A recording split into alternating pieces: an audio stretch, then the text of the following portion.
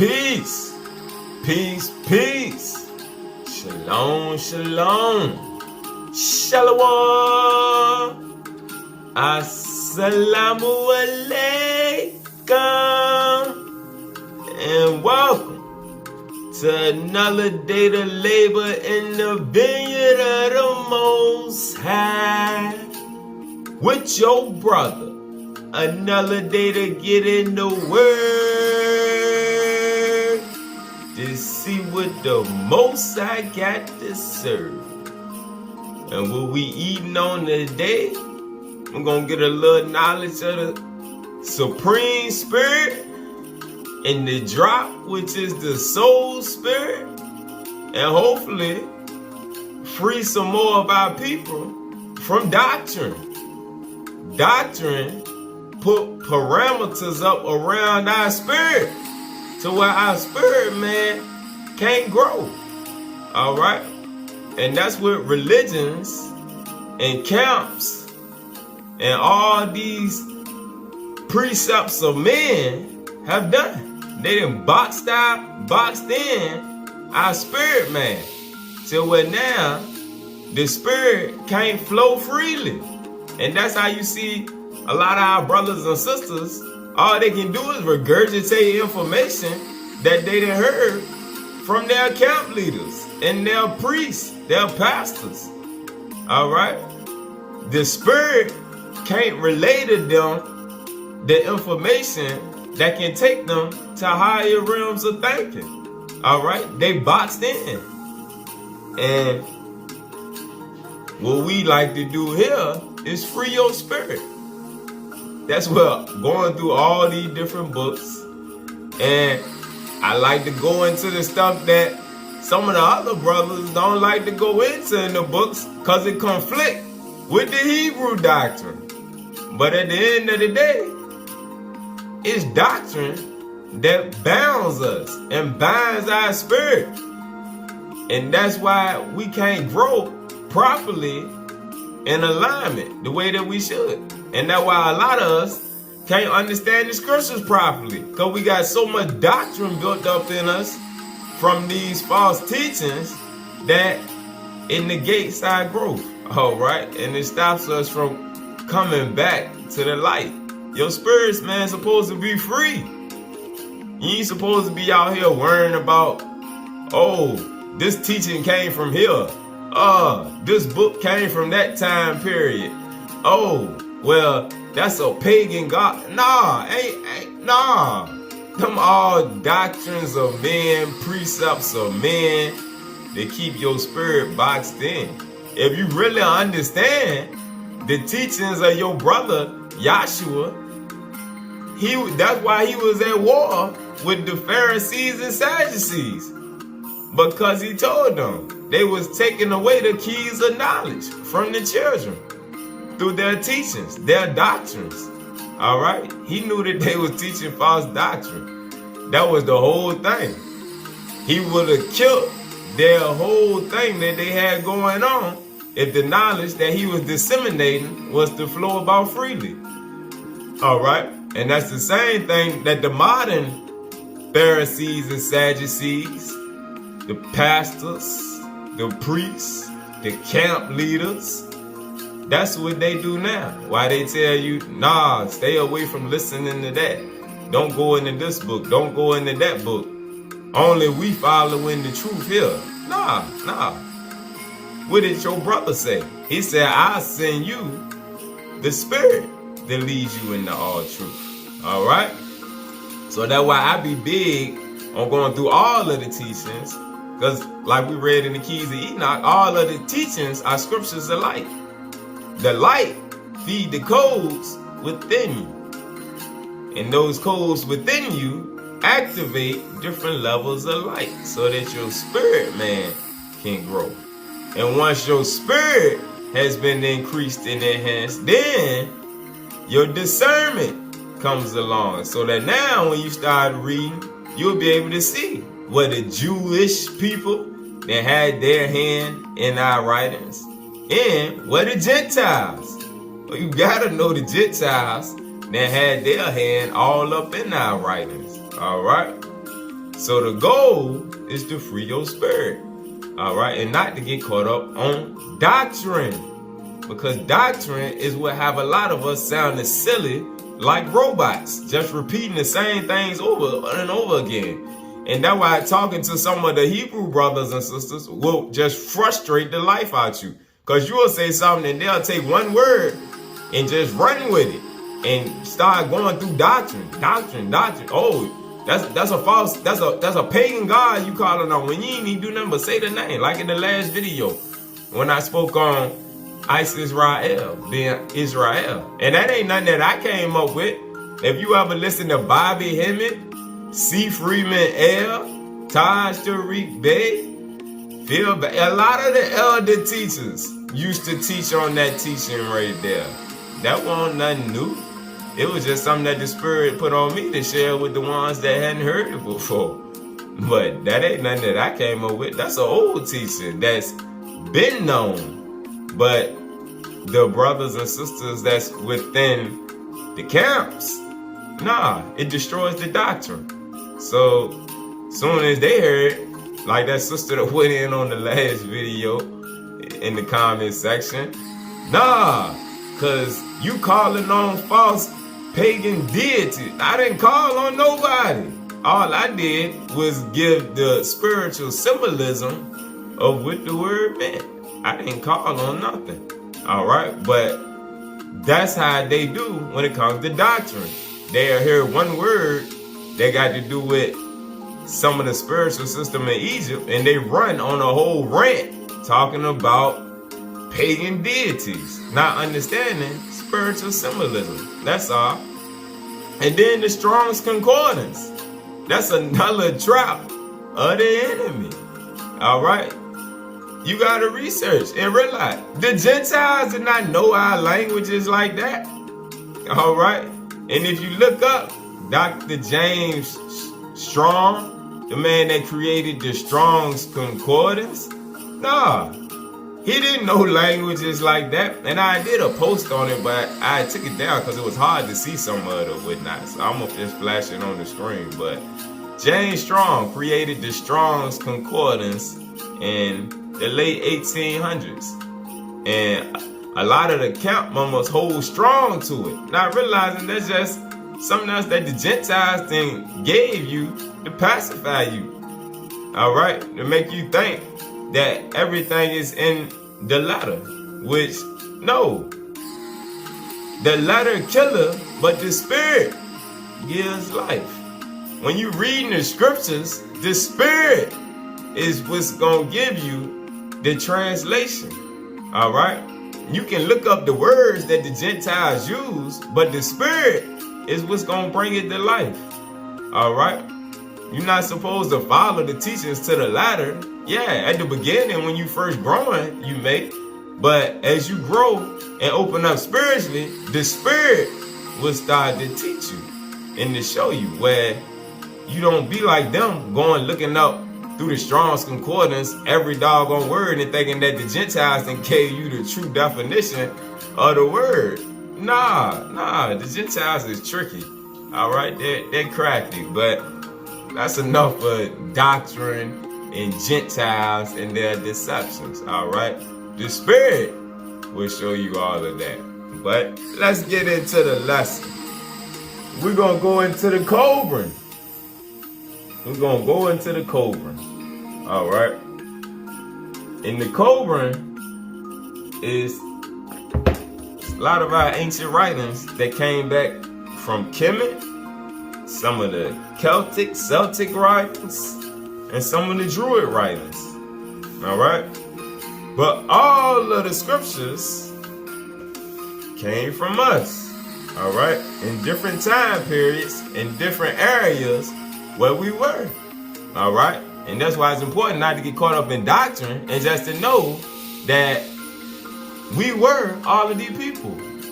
Yes, we were the Hebrews. All right, but at the same time, we were the Kemetic people. All right, we were the Atlanteans. We were the Lemurians, the children of Mu. We were the Hindus. We were all of these people in different time frames before others came along and claimed the title for themselves. All right. So that's why a lot of the false doctrine where they be like, especially with the Hebrews, the Jewish people, they had their hand all into the Hebrew teachings. And a lot of us can't discern that because that's them the only teachings that we didn't study because of the doctrine that the modern day Pharisees and Sadducees that laid out. But that's part of the trap. Alright? That's why we go through all of the books of scriptures. Alright? And I'm sure there's some that we ain't got yet, but hey, the ones that we do have, we gotta go through them just like brothers and sisters go through the Bible. We gotta know the other ones just as good. Alright? And all they do, that's how we feed our spirit. We're gonna start in page 163, the book of the Sons of Fire, chapter 5, verse 17. It is decreed that all those who truly follow the great path of the true way, and those who are of the brotherhood of men, who serve the Supreme Spirit, shall be called the children of light. If any among them should turn from the children of light through fear of others, then he is unworthy and shall be cast out. He should not be numbered among them here or in the heavens, where there is a special place for the children of light. But those who remain loyal to the children of light, even though they have to flee to strange places, if they continue in the struggle, there is no wrong in them. Alright, let's go over to page 204, chapter 13, starting at verse 16. Later still, the light of truth dimmed until it could scarcely be seen. But always there were the few within the many, and the many hid them. The light of the few was a precious thing, safeguarded with diligence and care. The people knew the many, but the few remained unknown. The people knew the many, but the few remained unknown. Their treasure safe. Gods multiplied, but those who sought truth among them could always find it if they were sincere and diligent seekers. It was then as it is now. It was then as it is now.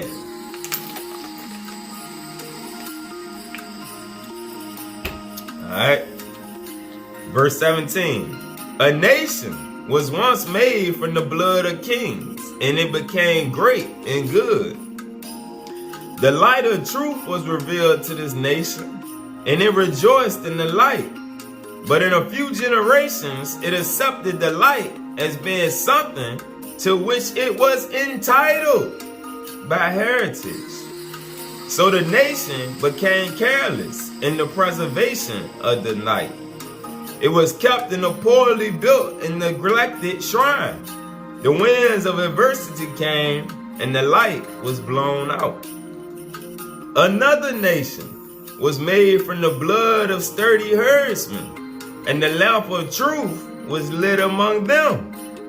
They too rejoiced in the light for a few generations, and cherished it in a house of gold. Then a powerful king coveted the house of gold, and came with many armed men, and drove out the guardians, together with their light. The guardians built the house of reeds for the light, but because the house was so humble, they no longer bothered to guard it closely. Then some drunken men came by, staggering like ships with broken steering oars, and the house of reeds was knocked over. the light within burst into an all-consuming flame. And not only the house of reeds, but the house of gold was destroyed. Still, another nation was made out of slaves, and they lit a lamp from the eternal flame, which belongs to all men, because they had no veil over their light. They were blinded and thought it the only light. They were blinded and thought it was the only light. They became arrogant and called themselves the chosen of God. They became arrogant and called themselves the chosen of God. But it was they who made the choice, not he. Though their God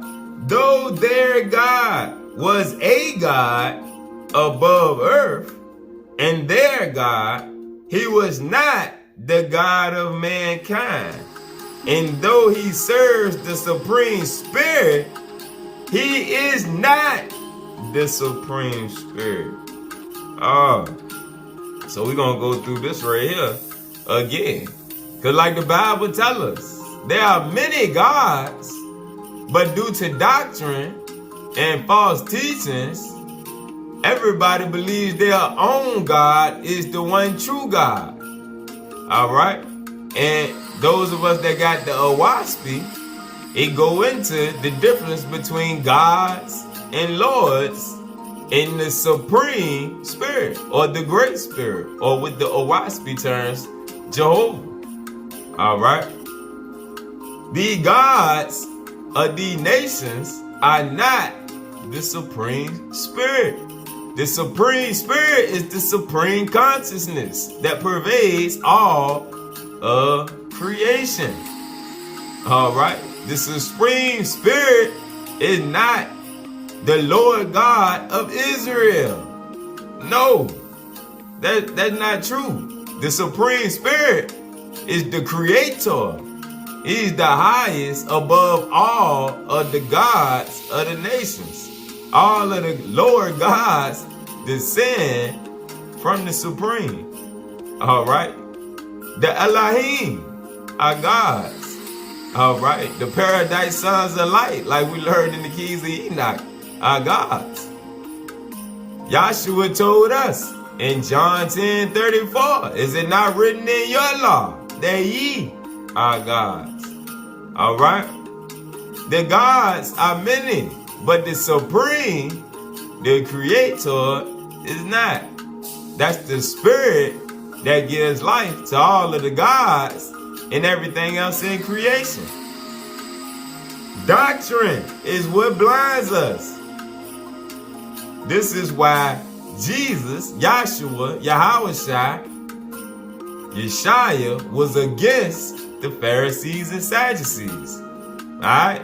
Their doctrine took the keys of knowledge from the children. Again, another nation was made out of slaves, and they lit a lamp from the eternal flame, which belongs to all men. Because they had no veil over their light, they were blinded and thought it the only light. They became arrogant and called themselves the chosen of God. But it was they who made the choice, not he. Though their God was a God above earth, and their God, he was not the God of all mankind. And though he serves the Supreme Spirit, he is not the Supreme Spirit.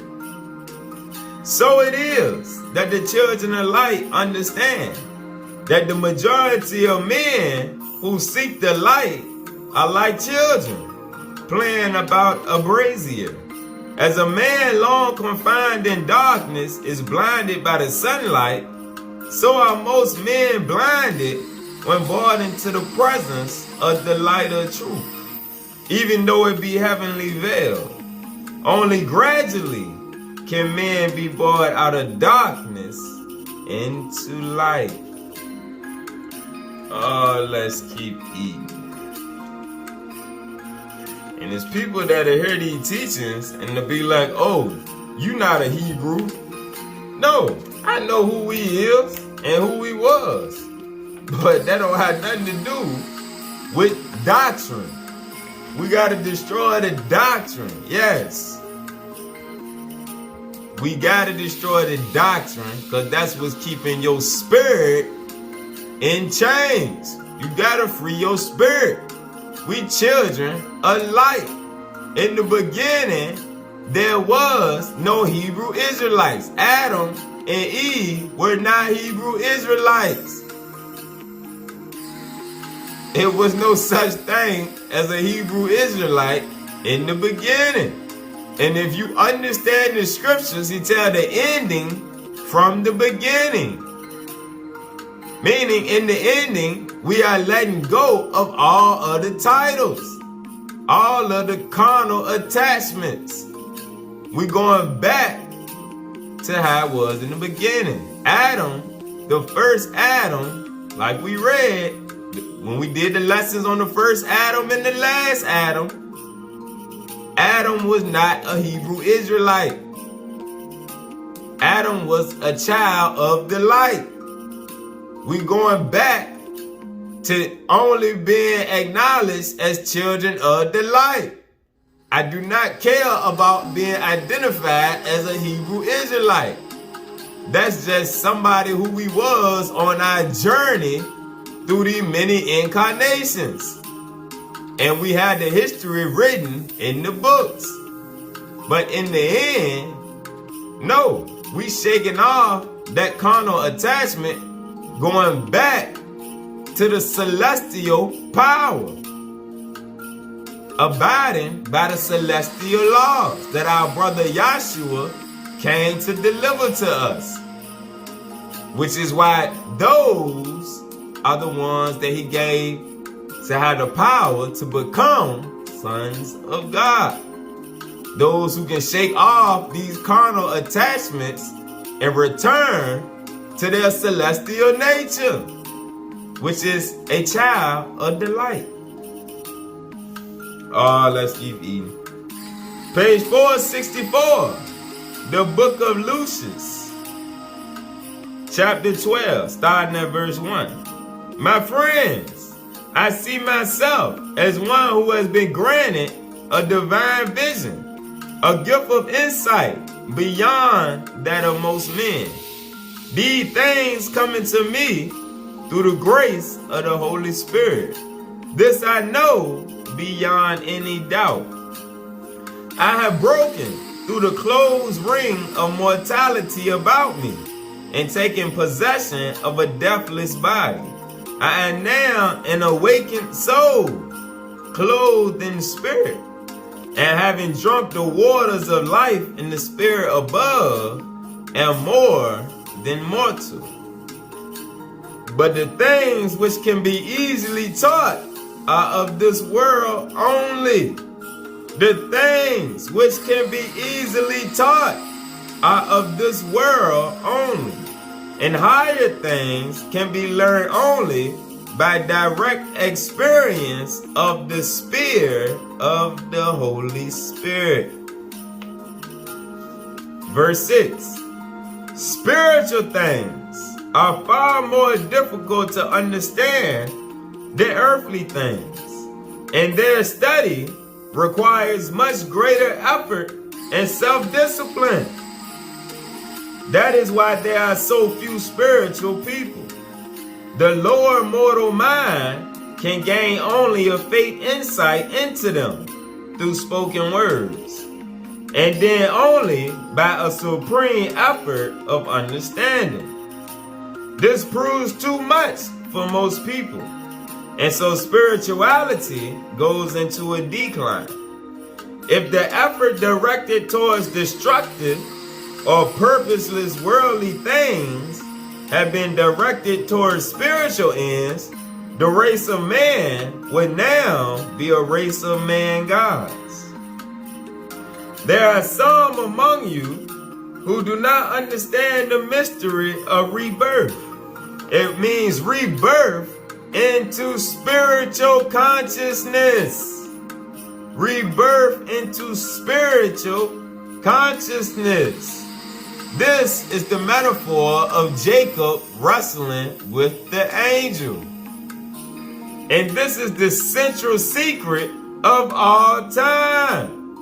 The knowledge of which will change men into man gods. The reborn man can bid his soul spirit go into any place he chooses, and it will be there quick as a thought. The soul spirit, once freed, can rise above all this material things, though it cannot penetrate into the upper sub-spheres of creation in the sphere of the Holy Spirit. Verse 10. Even the slumbering soul spirit can know through its dreams the joy originating from its affinity with the sphere above. Then that's the sphere of its origin. Once again, I repeat, the true knowledge of the higher sphere can be gained only from personal experience through self-awakening.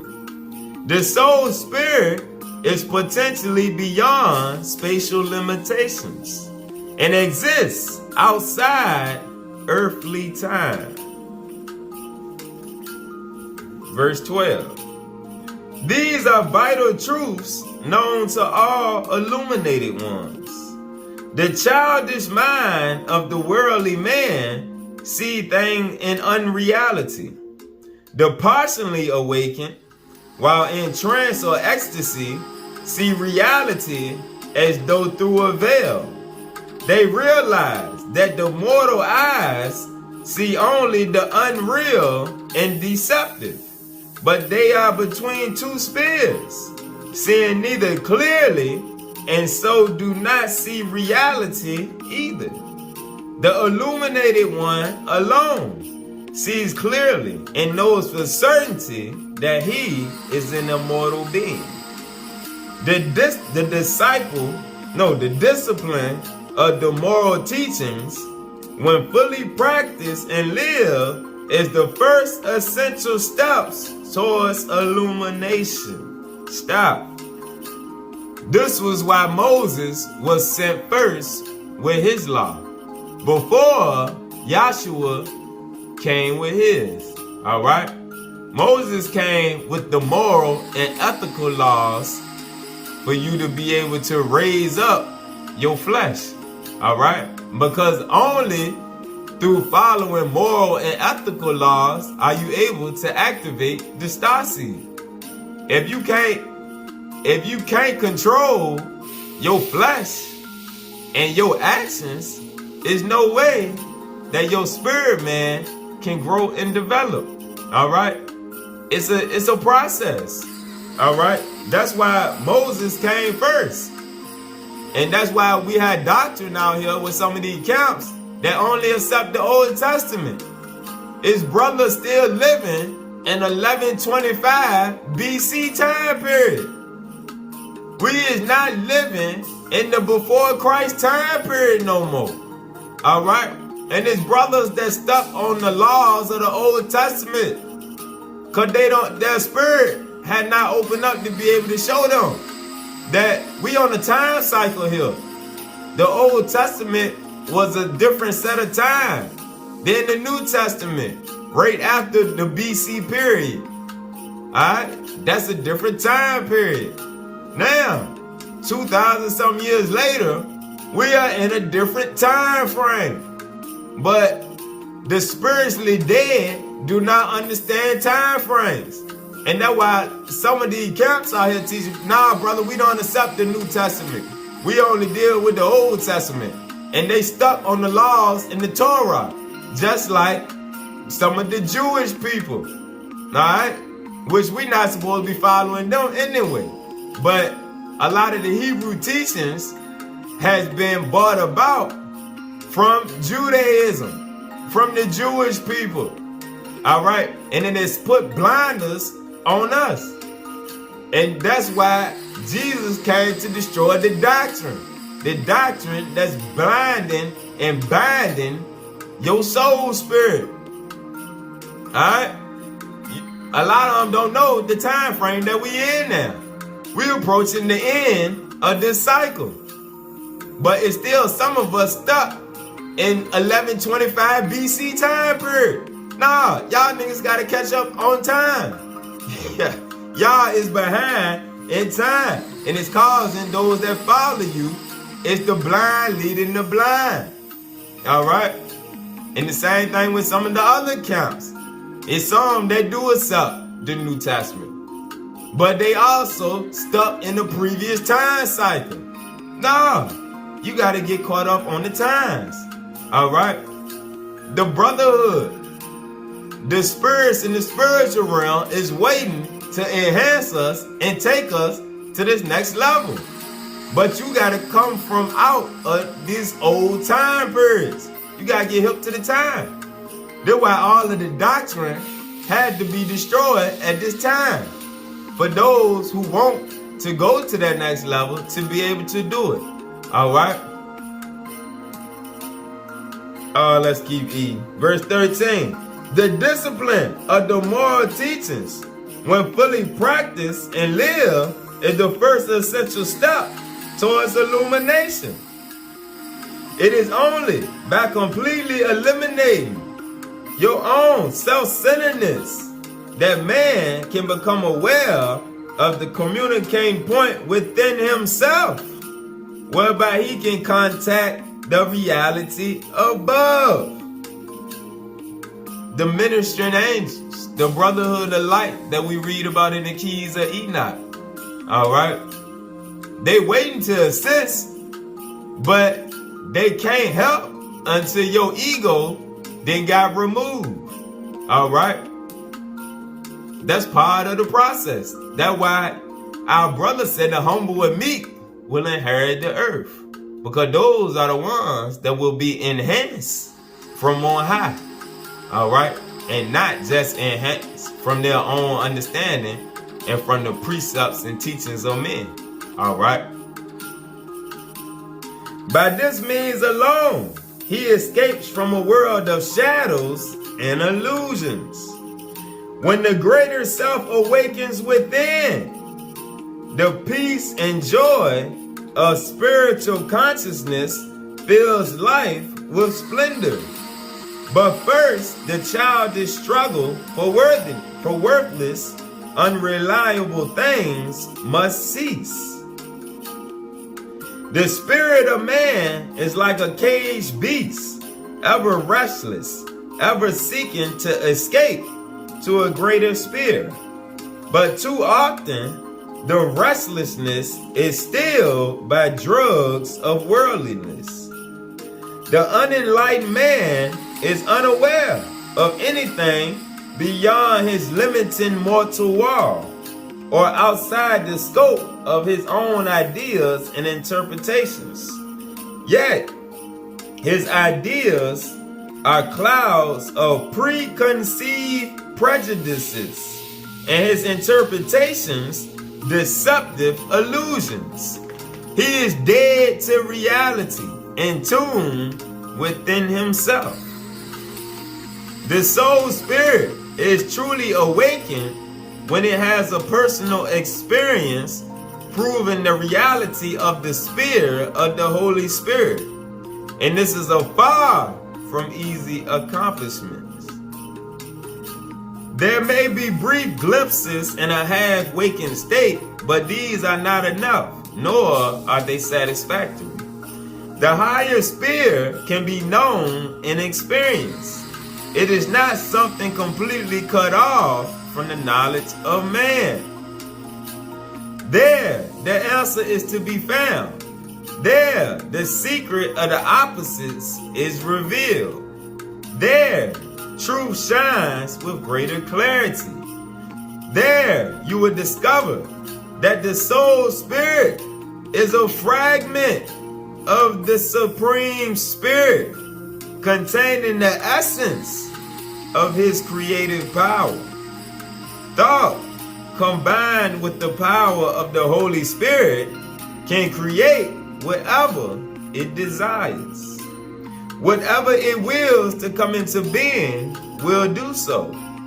The originating creative thought has been modified on earth by the thought activities of many soul spirits. And so there is much that cannot be directly attributed to the Supreme Spirit.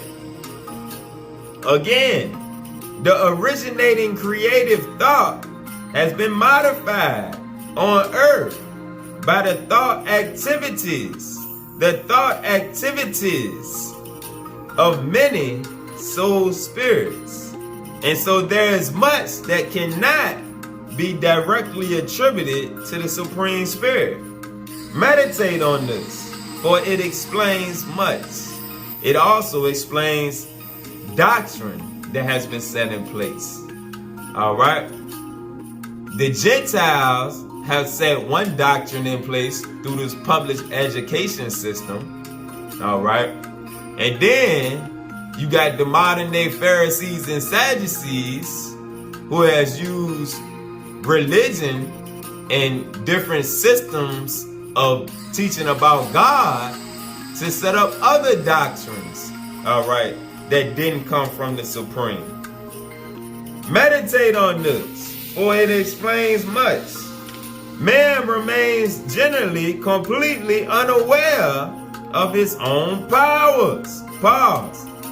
And all of the churches, the camps, none of them teach on personal power. All right? When you get into them teachings on power, they tell you that it's witchcraft. All right? That's how you know that they won't set up by the Supreme. Your brother Yahshua, Yahawashai, Yeshaya, Matzah, Jesus, Emmanuel, said he came with all of the powers of heaven and earth. Now, if he said greater works than these ye shall do, how you gonna do the works without the power? If your brother had all of the power and they told him that he was inflicted with devils, this is what the Pharisees and Sadducees told him. He was inflicted with devils. All right? And so nowadays, fast forward, when you have people going to teachings that give you spiritual powers and talking about freeing your spirit so that you can grow spiritually, how are they teaching us that this is witchcraft or this is evil? You got camps out here, people studying yoga. They studying stretching. Camps talk about, oh, you going off. You going in. What is witchcraft about stretching? What is witchcraft about deep breathing techniques? You got lungs. You was created with the breath of the spirit. What is wrong? What is evil about deep breathing techniques? Except the fact that if you get good enough into them techniques, you're going to start to develop power and abilities. All right? Like you said, these are things to meditate on. You go into some of the other teachings of these different spiritual systems, and the camps and the Gentiles, the Jews, the Jewish people, the Gentiles, and the camp teachers all are bid together to keep us away from the higher teachings. All right? And a lot of brothers don't like to hear when you talk about the camps because they throw everything together. All right? That don't mean that you're not a Hebrew or that the teaching that we, the Israelites, is wrong. No. It's the doctrine that has been set up to keep us in bondage that you got to come away from. All right? That's why Jesus was against all of the traditions of men and the precepts and doctrines of men, because they took the keys of knowledge from the children, which the children is the star seed. It's not talking about the children of the flesh. No, it's the children of the Supreme Spirit, the star seeds. Again, man remains generally completely aware of his own powers, his limitation being in fact no more than the result of his own lack of knowledge. Hosea 4:6, my people will be destroyed for a lack of knowledge. His limitation being in fact no more than the result of his own lack of knowledge and awareness, his lack of insight and preference for walking in the comforting calm of agnosia. The soul spirit can be whatever it wills itself to be. It is the fashioner of its own form and destiny. It can, if it wishes, see all things as they are in reality, by sweeping aside the clouds of illusion and removing the veils of deception. Verse 19, the higher knowledge has been gained by those who have built up their spiritual powers, so that they could enter into direct communication with the spirit above. By their sacrifices and self-discipline, they so refined and strengthened their soul spirit that they could penetrate to the place where the light of truth shows clearly. That they were not misled is easily provable. The means of freeing the soul spirit, the star seed, are available to all men who first seek to discover their true nature. This is the beginning of the only direct road. The others lead to illusionary heavens, and these are the heavens that the Gentiles and the camps have given us.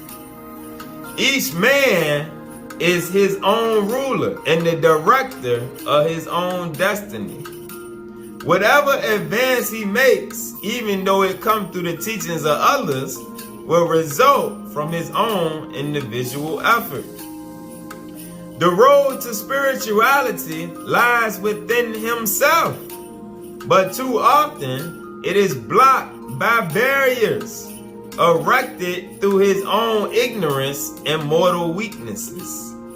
The pain and suffering against which he so often protests are only attempts at goading him into clearing away the barriers. Study of the good books provides direction for traversing the roads, but such study is worthless unless the teachings are put into practice. That is the secret, not knowledge, but practice. Verse 23, not many will reach the goal of complete illumination, but all can obtain a momentary glimpse through the veil separating this sphere from the one above. All can awaken their soul spirit to consciousness, and only those who have done so can realize its glorious wonder. They become completely free from every material limitation. They know themselves to be truly immortal, and to them, birth and death are now no more than milestones along the road. They lose their significance in the great inpouring of consciousness. They lose their mortal carnal significance in the great inpouring of consciousness, the invigorating surge of new life. The sole purpose of earthly life is to realize and develop the latent powers in man. The sole purpose of earthly life is to realize and develop the latent powers, the dormant powers within. All the problems and struggles, all the spiritual difficulties and obscurities, all the paradoxes that experiences of joy and sorrow, pleasure and pain, simply serve to awaken the starseed, the soul spirit. Life is all embracing. It includes both birth and death, growth and decline, the contrast, the opposites, the active and passive, male and female.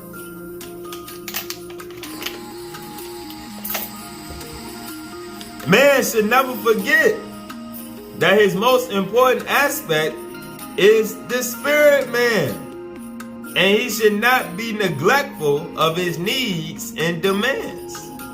He should not confuse it with the frail mortal body, whose needs and demands, if given full rein, will override those of his greater self. Man must understand life. He must understand his forces which play about him. To understand it fully is to know one's own destiny, one's own heritage of struggle, and one's own trials.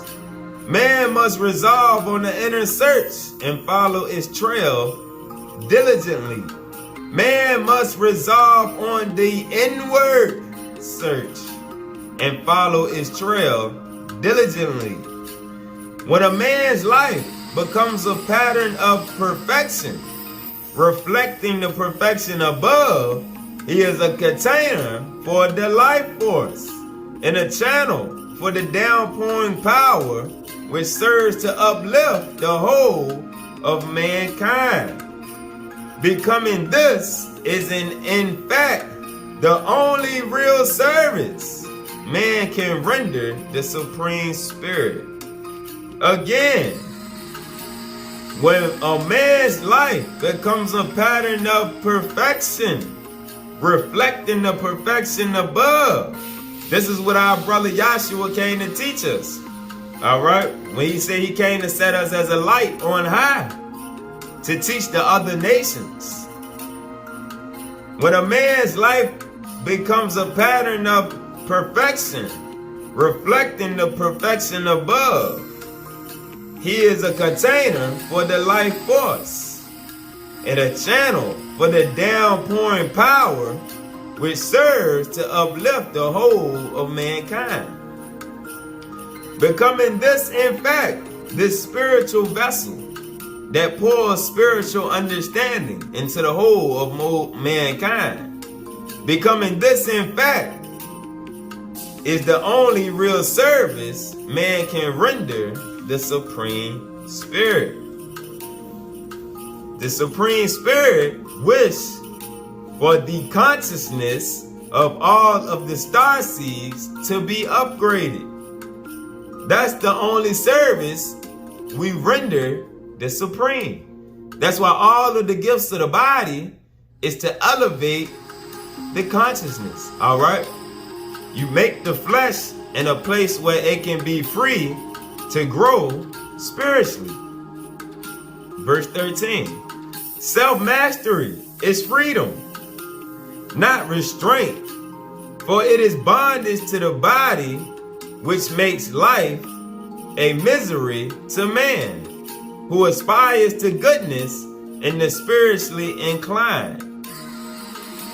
This bondage is caused by ignorance of the true nature of man and his destiny, and can best be overcome by a steady advance towards self-knowledge, knowledge of self, spirituality, and soul spirit, spirit man, or starseed awakening.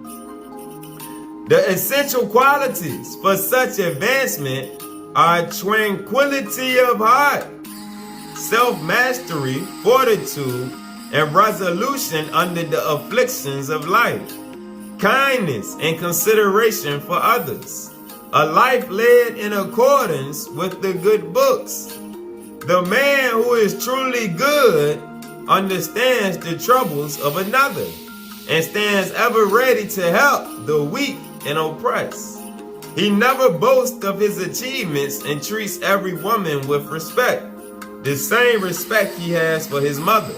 He does not sully his lips with falsehood, and is free from the fetters of greed and envy.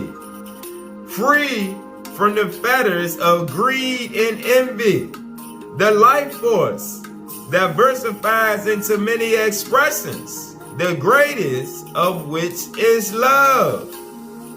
This is a prime quality essential to spirit man starseed soul spirit awakening, but he may take on many forms. Reverence is a form of love. So is the appreciation of melody and beauty. Uprightness is love manifesting in self-control. Wisdom and desire for truth is another form of love. Duty and obligation call forth an expression of love in a different aspect, though no less strong and beneficial. My friends, there are those who teach that spirituality comes from turning away from the world. But this is a wrong teaching, for life is meant to be fully lived, and to live means to experience. A man who shuts himself away from the world can love no one except himself. To say he does it for the love of the Supreme Spirit is empty talk. All right? So we have to have balance. All right? You can't escape the world, because even Jesus sent his disciples out into the world to spread the knowledge. All right? So we are not to box ourselves off, even though sometimes you have to, like Jesus did, go off into the woods, or basically take yourself out of the world to go recharge yourself. But once recharged, like he did, he came back on the scene, doing what he was sent to do. Verse 26, the life force must never be consumed by flames of desires generating in the flesh. Unhealthy or abnormal desires, like wood ants, burrows into the minds of men and breed there, eating away their reasoning powers and wisdom. From such desires arise a noxious cloud of vapor, which having overcome reason and wisdom, smothers the soul spirit in darkness. Therefore, be masters and directors of your desires. Great are the powers of the senses in the worldly desires to which they pander, they cater. To bind and blind, to bind and blind. But the resources of the spirit man are infinitely greater, if you will only call them forth. So stretch out and grasp the sword beyond the limits of mortality, and slay the enemies of the soul spirit.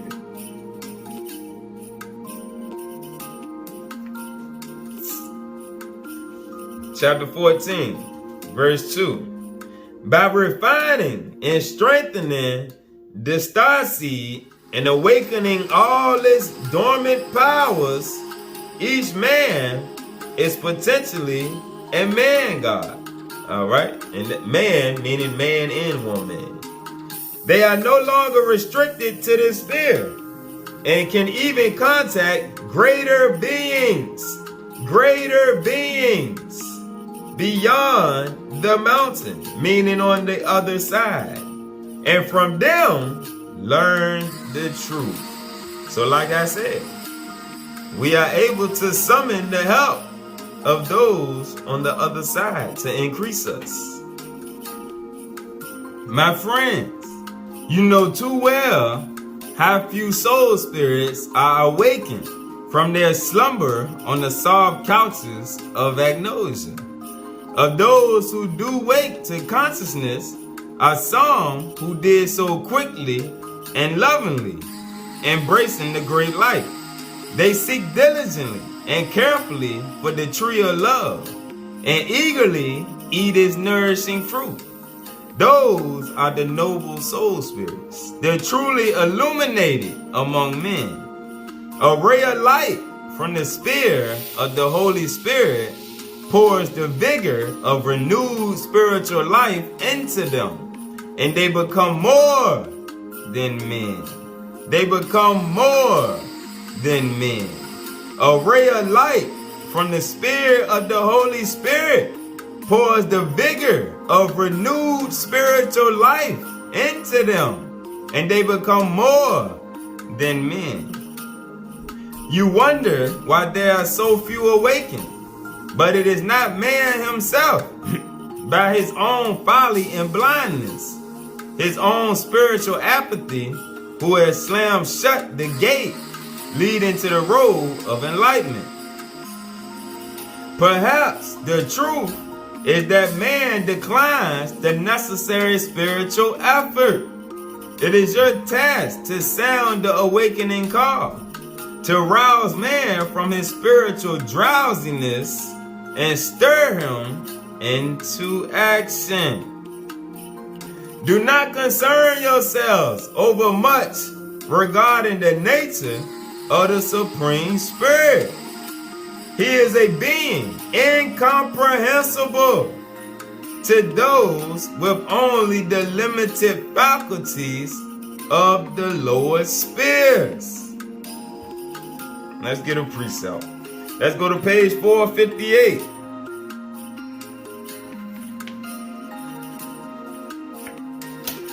Chapter 7, starting at verse 10. Without doubt, it is difficult to understand the Supreme Spirit and his great plan, and all too easy to sneer and dismiss the distributing thoughts and shun the effort. It is only after long and careful consideration has been given to the matter that a man comes to believe in spiritual things and his own immortality. And that is only the first step. Time has established that disbelief and lack of faith spring either from an inability to think deeply or from apathy. In either case, the mind falls prey to agnosia, and being weakened by ignorance and prejudice, slides wearily down the precipice into hasty and false conclusions.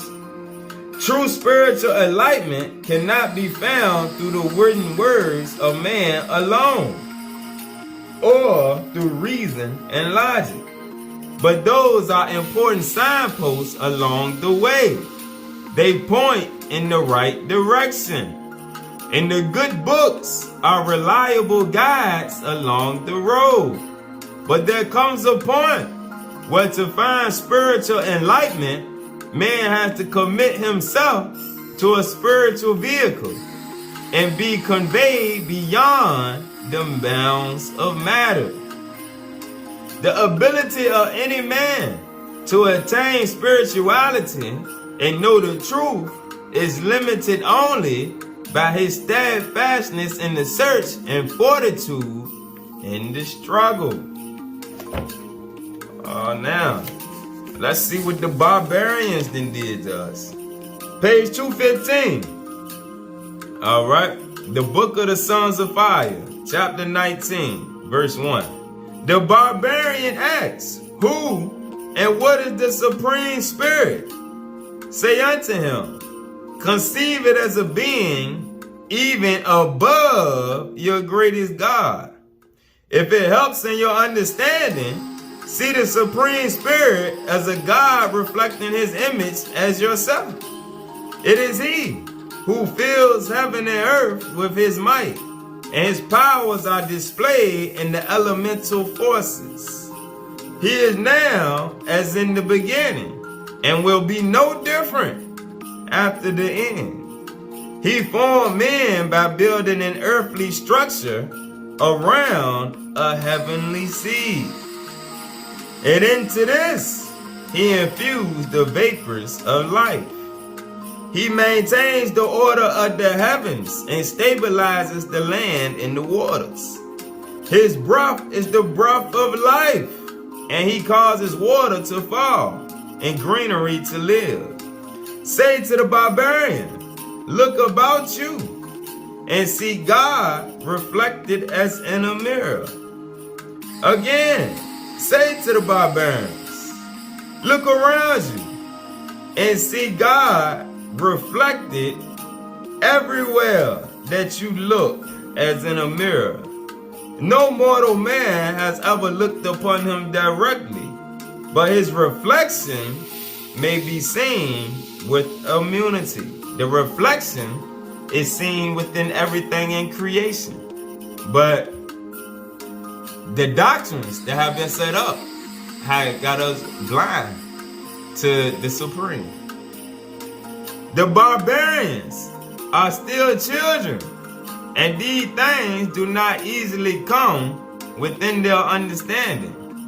Because of this, it may be best if they were taught by simple tales like children, and so brought into the light gradually.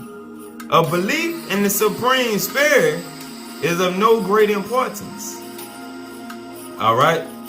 The barbarian couldn't understand the Supreme. Alright? Only the children of the light could understand the Supreme, because the children of the light understand that the Supreme is the all-pervasive light that gives life, which is light, to all things in creation. Alright? Inside of the plants is living light. Alright? Inside of us is living light. Inside of animals, insects, is light. A belief in the Supreme Spirit is of no great importance. An inquiry into his nature by the ignorant is purposeless foolishness. It is of much more importance to men that they believe in their own souls. Belief in a God of any sort without belief in the immortality of man and his God-likeness serves no end. It serves no end because it takes you nowhere. If a God existed without man deriving any benefit from his existence, it would be better for man to ignore him. If a God existed without man deriving any benefit from his existence, it would be better for man to ignore him. This, however, is not the case. Man seeks unity and communion with the Supreme Spirit only for his own benefit. Man has a destiny founded in something greater than himself, and hence his need for that something. The existence of a supreme being is not just something to accept, believe in, and ignore. The existence of a supreme being is not just something to accept, believe in, and ignore. A belief, faith alone, cannot be ends in themselves, for nothing exists without purpose. Simple belief in a supreme being is not enough. We must know the purpose or intention of the being. If we believe this supreme being created us, however this was brought about, we must seek to discover the purpose behind our creation. If we were created to serve some purpose, to do something we were intended to do, we must do it or earn our Creator's displeasure. Does the potter keep the pot useless for his purpose? Or the smith keep the unwrought metal? Only things which serve the purpose for which they were intended are kept and cherished. Therefore, we who are brothers we're taught not only to believe in a supreme being, but also in our similarity to him. The Supreme Spirit is not a stranger beyond our senses. The power of the Supreme Spirit infuses every fiber of our bodies. For the sake of the barbarians, it is perhaps best to call the Supreme Spirit God. For the sake of the barbarians, it is perhaps best to call the Supreme Spirit God, the God without a name. This will solve some difficulties. And if the barbarians think themselves superior because they contain him within a name, let it be so. And if the barbarians think themselves superior because they contain him within a name, let it be so. And hold yourself in peace. And do you see how we act like the barbarians? Oh, brother, we got the true name of God. Oh, you don't know God because you calling on a false name. Oh, they get their rocks off on that right there. Oh, the Gentiles don't know the true name of God. Oh, these brothers over here don't know the true name of God. Oh, you must be Egyptian because you calling on a pagan name of God. Nah, all these niggas got us sounding like the barbarians. To the spirit that knows the truth and have activated the star seed within, they sound foolish because you know that they have no understanding of the Supreme. They following doctrine. Again, for the sake of the barbarians, it is perhaps best to call the Supreme Spirit God, the God without a name. This will solve some difficulties. And if the barbarians think themselves superior because they contain him within a name, let it be so. And hold your peace. Say to the barbarians, as the soul of man fills his body, so does God fill his domain. As the soul surrounds and contains the body, so is it with the Creator or the Supreme Spirit in his creation. As the soul sees but cannot be seen, so does the Supreme Spirit see without being seen. As the soul feels, so does the Supreme. As the soul oversees the nourishment of the body, so does the Supreme revitalize the whole of his habitation.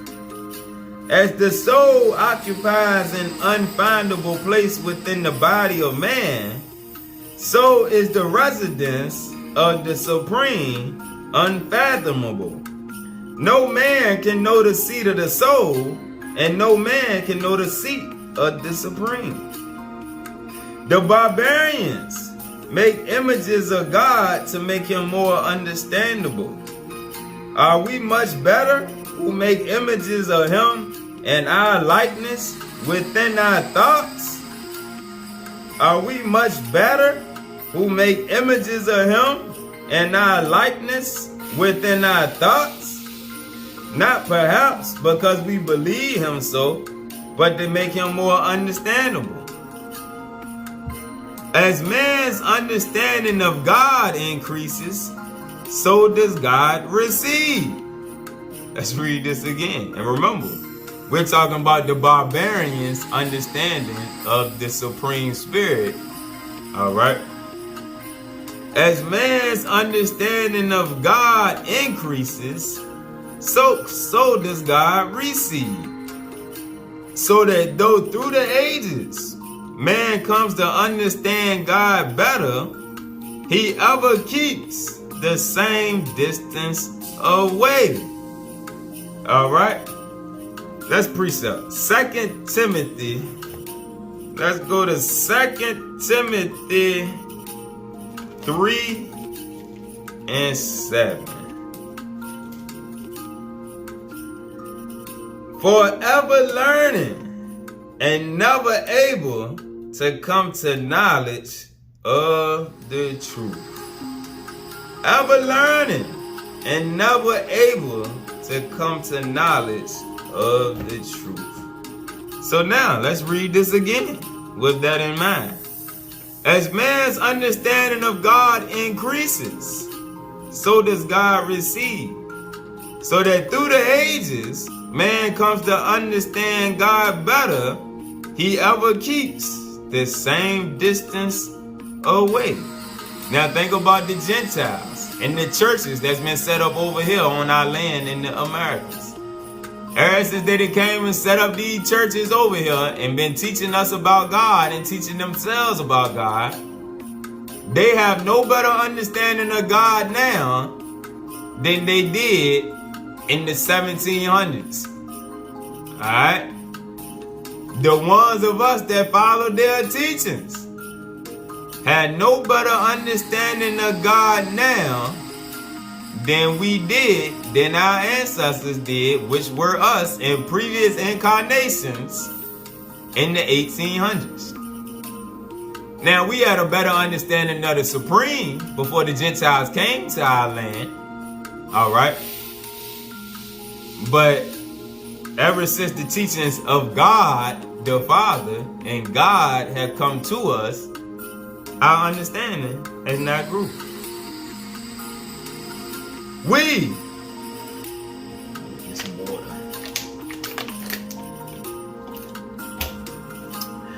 Ever learning and never able come to knowledge of the truth. We who dwell in the light of the Supreme Spirit have come closer to understanding. Not because we are better men, but because we have devoted our lives to the search. If any man seek carefully and diligently enough, he must find whatever it is that he seeks. Seek and ye shall find. Alright, so now let's go back to page 471, verse 6. Do not concern yourselves over much regarding the nature of the Supreme Spirit. He is a being incomprehensible to those with only the limited faculties of the Lord's spirits, meaning only those who have carnal understanding. He exists within the divine principle, upon which speculation is impossible, since it lies beyond the limits of mortal conception. Only the truly illuminated ones, the noble starseeds, can approach the border of understanding, for they can see from afar. The treasures of his sanctuary are the ultimates of love, beauty, perfection, truth, justice, compassion, and goodness. I am X, how does far away formless one, awesome in changelessness, whose spirit fills the whole universe, whose spirit fills the whole universe, can be worshipped. My friends, how can he be influenced from the lower depths of his creation? Can rain wet the sky or rivers fill the ocean? Concerning the form of worship, which is praise and prayer, do you think that doleful chants, mournful music, and mumbled prayer add to his glory or fill his heart with joy?